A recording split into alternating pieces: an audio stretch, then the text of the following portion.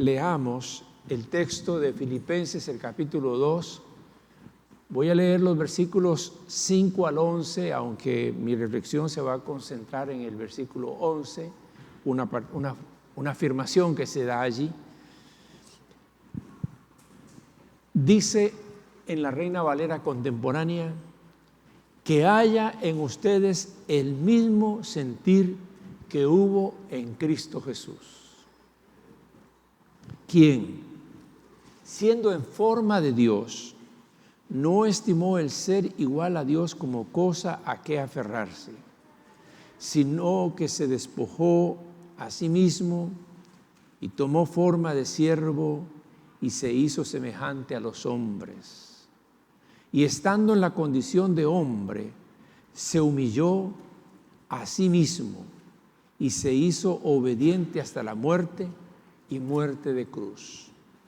Por lo cual, Dios también lo exaltó hasta lo sumo y le dio un nombre que es sobre todo nombre, para que en el nombre de Jesús se doble toda rodilla de los que están en los cielos y en la tierra y debajo de la tierra, y toda lengua confiese que Jesucristo es el nombre, sobre todo nombre, para gloria de Dios el Padre. La pregunta que estoy refiriendo este mes es: ¿quién es el Hijo de Dios? Y Filipenses 2 declara que Jesús es el Señor. ¿Quién es el Hijo de Dios? Él es el Señor. ¿Saben que esa confesión, Jesús es el Señor, fue la primera confesión de los primeros cristianos, la primera fórmula de confesión de fe? Es decir, cuando había que confesar la fe en Cristo, los cristianos lo que decían es: Jesús es el Señor. ¿En qué crees tú? Que Jesús es el Señor. Una confesión de fe. Ahora, Jesús no es un Señor, es el Señor.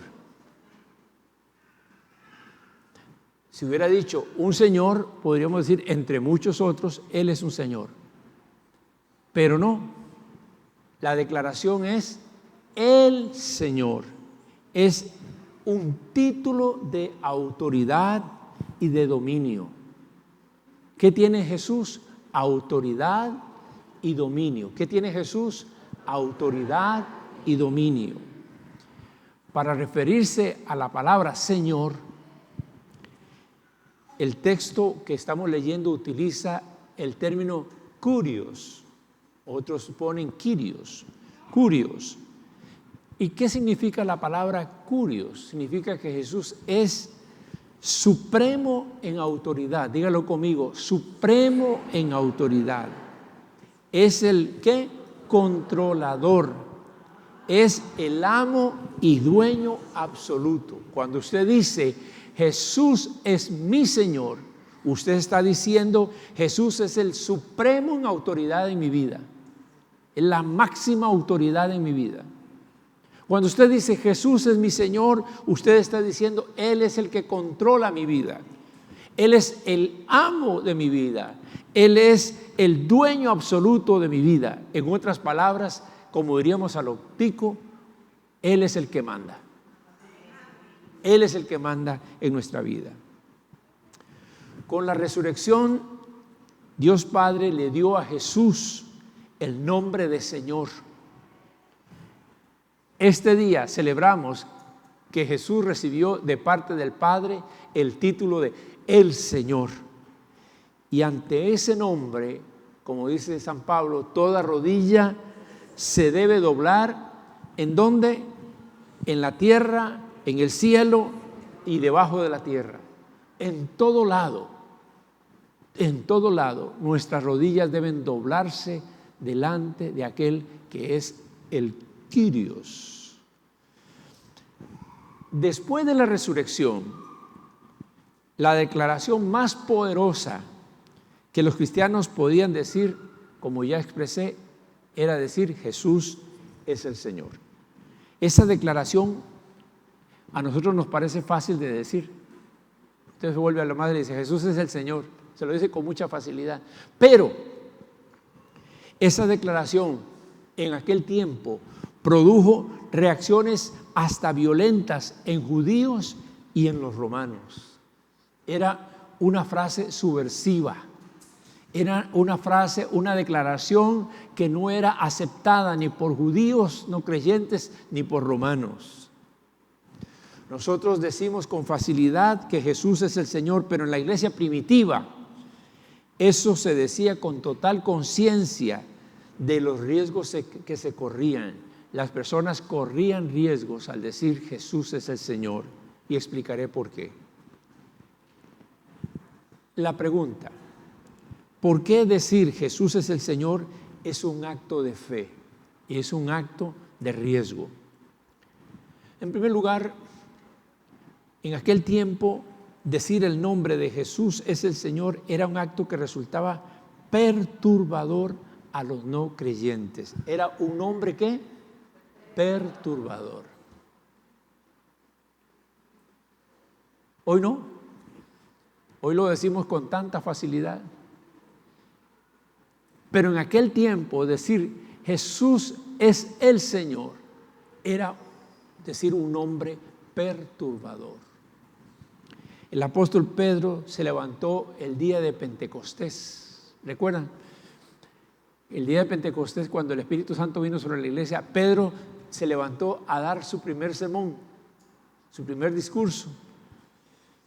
Y tuvo en ese impresionante sermón la siguiente afirmación en Hechos 2:36, que les pido que leamos juntos. Sépalo bien todo el pueblo de Israel, que a este Jesús, a quien ustedes ¿qué? Dios lo ha hecho y Cristo. Dios lo ha hecho Señor y Cristo. Eso fue un bombazo lo que dio Pedro allí. Eso fue una cosa impresionante. Los judíos de pronto se encontraron frente a esa realidad.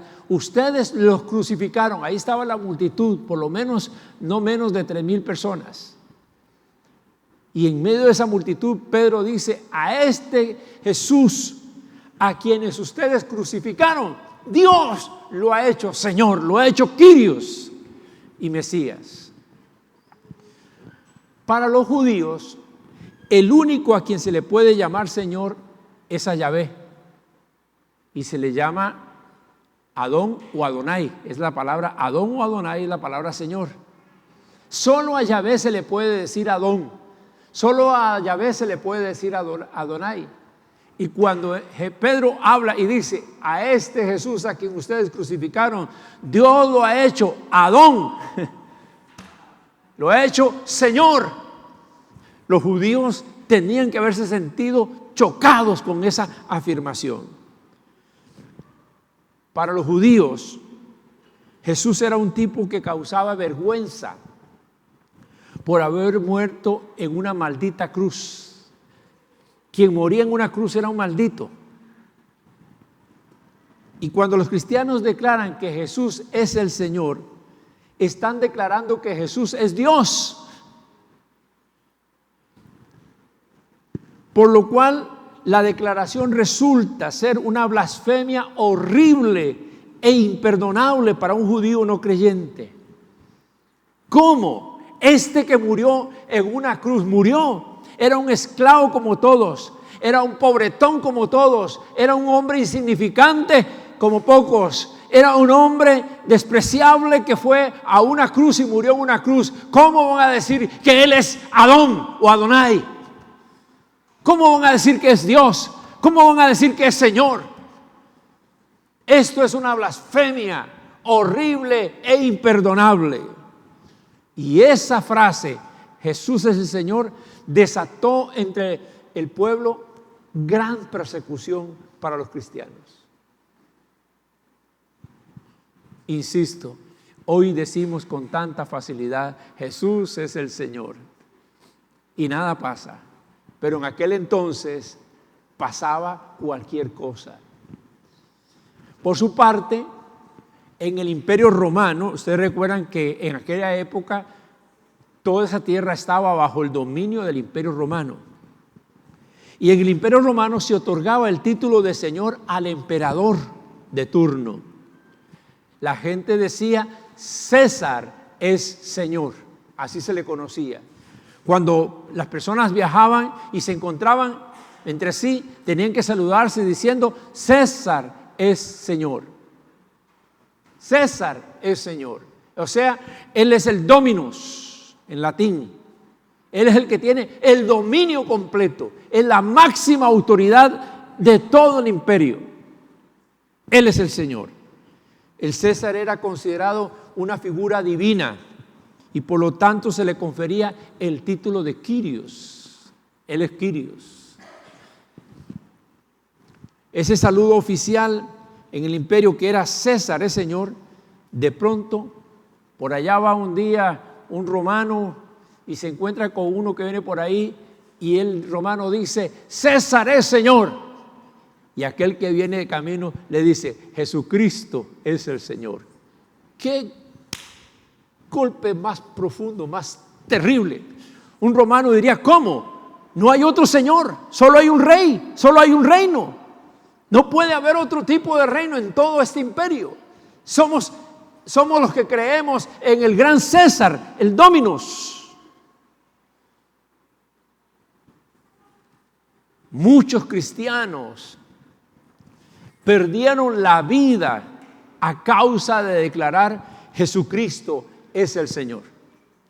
Los romanos los llevaron a la muerte, los echaban a los leones, los torturaban, los ponían como carne para que los gladiadores los molieran a causa de no declarar que César era el Señor, sino declarar que Jesús es el Señor. Cuando un cristiano decía Jesús es el Señor, lo que estaba diciendo él es mi autoridad completa. Él es el amo de mi vida. Yo soy esclavo de Jesucristo. Yo le pertenezco a Jesús. Él es el amo, el dueño absoluto de mi vida. Él gobierna mi voluntad, Él gobierna mi vida, Él gobierna mi casa, Él gobierna mis bienes, Él gobierna todo lo que yo tengo y todo lo que yo soy. Los cristianos pagaron con sus vidas el hacer la declaración de que Jesucristo es el Señor, no un Señor, sino el Señor, el único Señor. Por eso digo que era un nombre perturbador. ¿Por qué decir Jesús es el Señor es un acto de fe? Porque es la confesión de un nombre de salvación.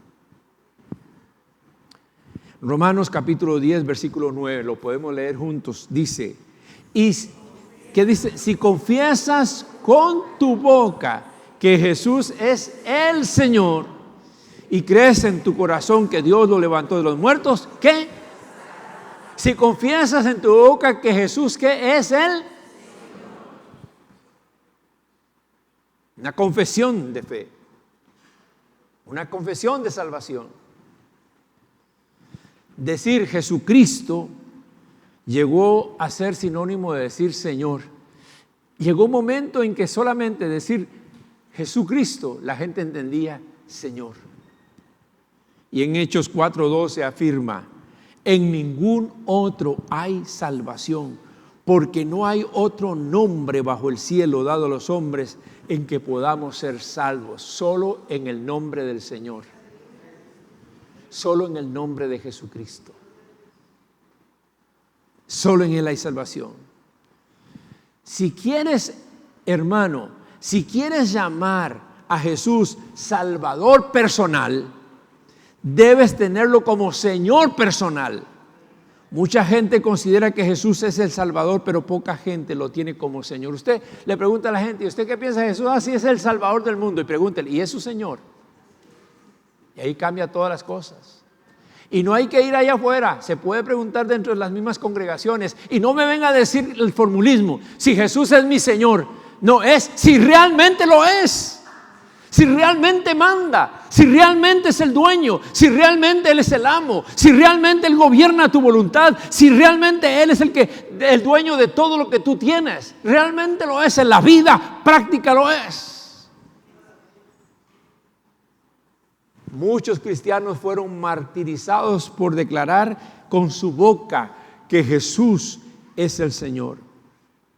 Decirlo es declarar que Él es el amo de nuestras vidas y que Él es la máxima autoridad sobre nuestra voluntad, sobre nuestra familia, sobre nuestras finanzas, sobre nuestros planes.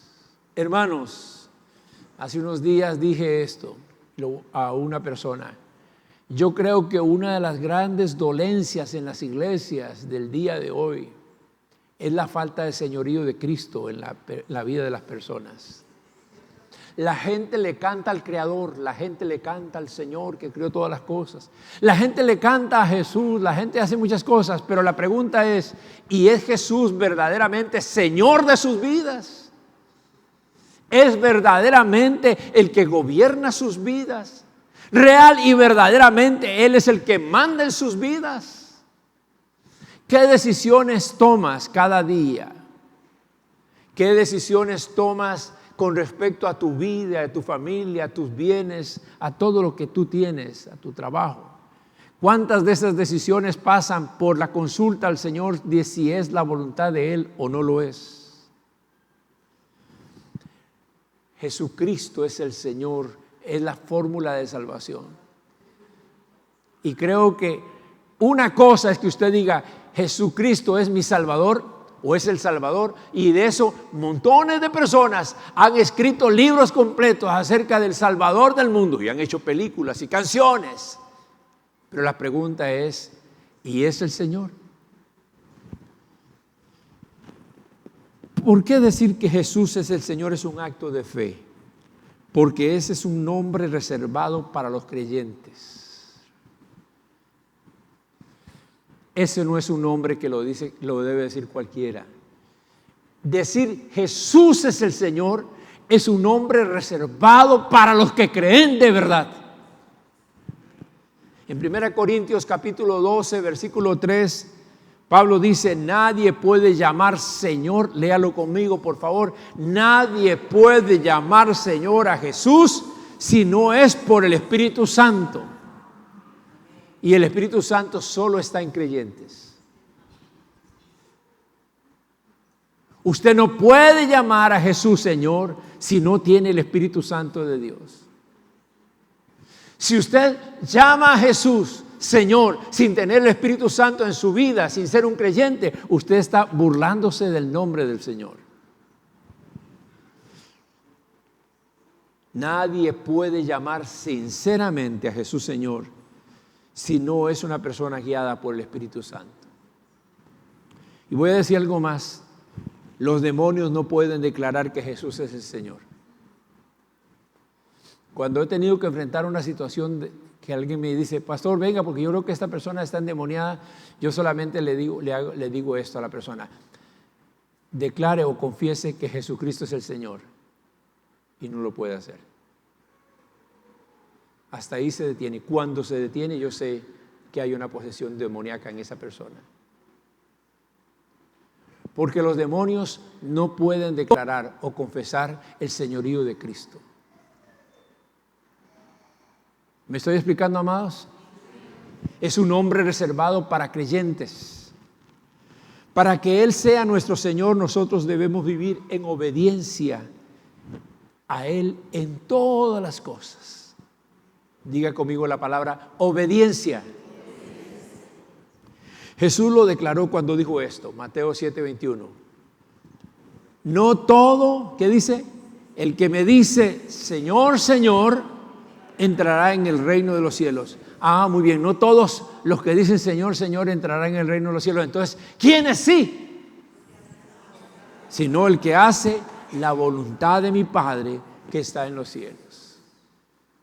Si no hay obediencia, no hay fe.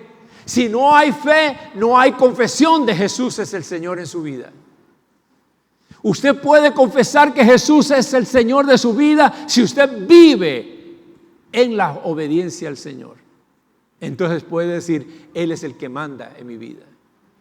Si nosotros cambiáramos todas las canciones donde dice la palabra Señor y le pusiéramos el que manda, nos tendríamos que enfrentar a problemas para poder entonar las canciones. Decir Jesús es el Señor es decir un nombre reservado para los genuinos cristianos, para los genuinos creyentes en Cristo. Ahora, ¿quién es un genuino creyente? El que tiene a Jesucristo como máxima autoridad en su vida y en sus cosas.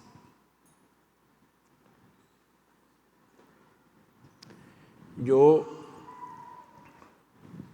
hace muchos años, enfrentado por un mensaje del pastor Juan Carlos Ortiz, tuve que hacerme el examen de decir, ¿realmente Jesús es la autoridad máxima en mi vida? Y constantemente, mis hermanos, yo estoy delante de Dios, o pidiendo perdón, o pidiendo fuerzas para poder someterme a su voluntad. La base de este reconocimiento de que Jesús es el Señor es que Él manda sobre nosotros.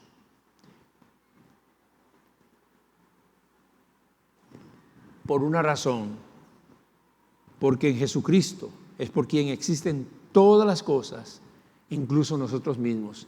Y si nosotros existimos por Él, entonces le pertenecemos a Él. ¿Me da un fuerte amén a eso?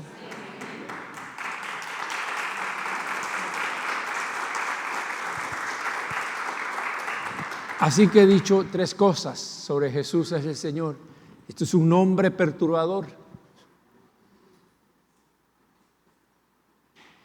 Tiene que seguir perturbando hoy en día. Nosotros necesitamos encontrar el significado suficiente y necesario para que la gente se incomode cuando decimos Jesús es el Señor. Es un nombre perturbador, pero también es un nombre de salvación. Para aquel que confiesa con su boca que Jesús es el Señor, solo eso lo puede hacer salvo.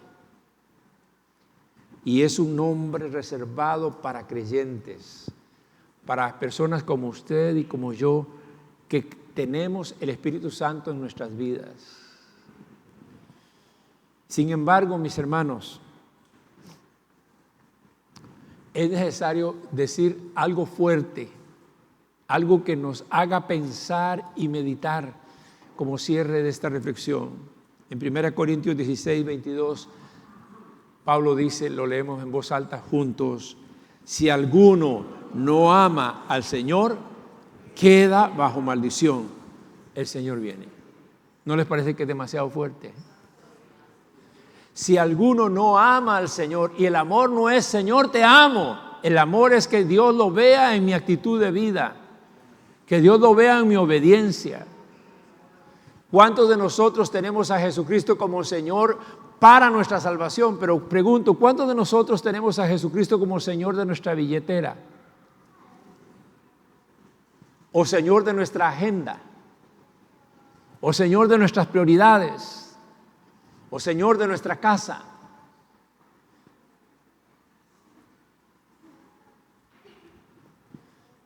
Leía a Juan Carlos Ortiz o escuchaba ese sermón, y él contaba que en aquella época, estoy hablando de más de 50 años, él predicó sobre Jesucristo es el Señor en su iglesia, y la gente comenzó a comprender que habían problemas significativos. Él tenía convenciones o reuniones que traía pastores de diferentes partes del país, y que venía y que siempre había que estar buscando hermanos, ¿hay algún hermano que pueda hospedar al pastor tal? Y costaba encontrar esas personas.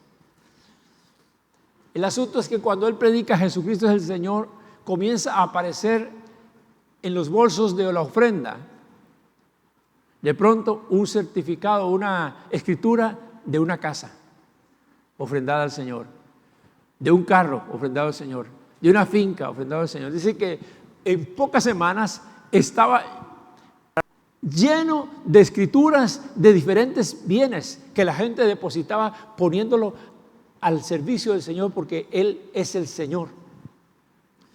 Y un hermano le sugirió, pastor, ¿por qué no hacemos una venta de esas propiedades y construimos un gran templo?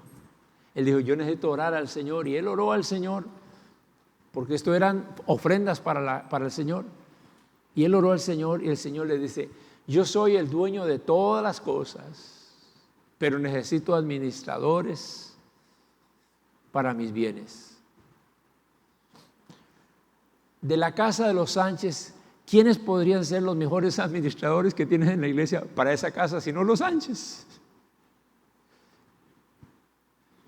Entonces comenzó a llamar al altar, la familia Sánchez, tenga la escritura.